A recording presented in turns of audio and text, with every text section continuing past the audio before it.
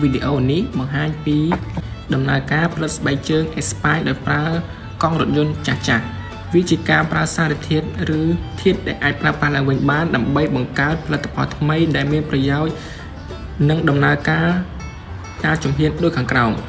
ទី1គឺការប្រើប្រាស់កង់រថយន្តចាស់ជាទូទៅត្រូវបានយកចេញពីរថយន្តដែលមិនសូវប្រើប្រាស់ទៀតវាធ្វើឲ្យភាពរឹងមាំនៃស្បែកជើងទី2ការកាត់តាមទំហំស្បែកជើង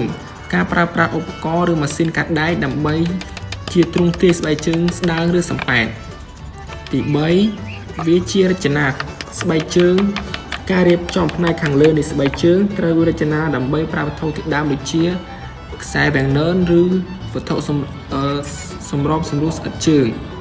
ទី4ការភ្ជាប់ផ្នែកនីមួយៗជំហាននេះរួមមានការបិទនិងប្រើស្នាប់ដែកឬសន្លឹកតូចៗដើម្បីភ្ជាប់ផ្នែកខាងលើទៅផ្នែកខាងក្រោមចំពោះជំហានទី5ការធ្វើឲ្យស្អាតនិងបញ្ចប់ផលិតផលបន្ទាប់ពីផលិតស្រេចពួកគេនឹងកែរូបរាងឲ្យបានស្អាត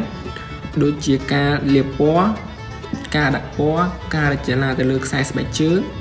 ជាដើមចំពោះអត្ថន័យនៃវីដេអូនេះបានបង្ហាញថាការប្រើប្រាស់ធាតុដើមឲ្យក្លាយជាផលិតផលមានប្រយោជន៍និងធន់នឹងការប្រើប្រាស់ដោយចំណាយដើមទុនតិចវាជាគំនិតប្រឌិតដែលអាចជួយសេដ្ឋកិច្ចគ្រួសារនិងថែរក្សាបរិស្ថានបាន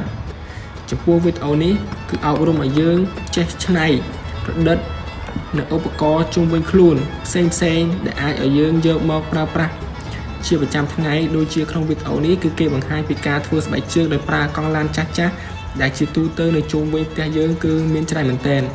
ដូច្នេះហើយយើងមានលទ្ធភាពអាចច្នៃវាដើម្បីឲ្យសមាជិកក្នុងគ្រួសារយើងពាក់ក្នុងកិច្ចការងារផ្ទះដូចជាការទៅធ្វើស្រែចម្ការការដើរក្នុងភូមិជាដើមវាអាចជួយសន្សំសំចៃនិងការពារបរិស្ថានបានផងដែរមួយវិញទៀតវាចំណាយដើមទុនតិចប្រើប្រាស់បានយូរនិងបង្ហាញពីភាពច្នៃប្រឌិតរបស់យើងម្នាក់ក្នុងការរស់នៅចេះច្នៃប្រឌិតរបស់ដែលគ្មានតម្លៃឲ្យមកមានតម្លៃវិញបានដូចនេះយើងទាំងអស់គ្នាចូលរួមច្នៃដើម្បីជួយបរិស្ថាននិងសន្សំសំចៃថវិកាក្នុងគ្រួសារយើងទាំងអស់គ្នាបាទសូមអរគុណ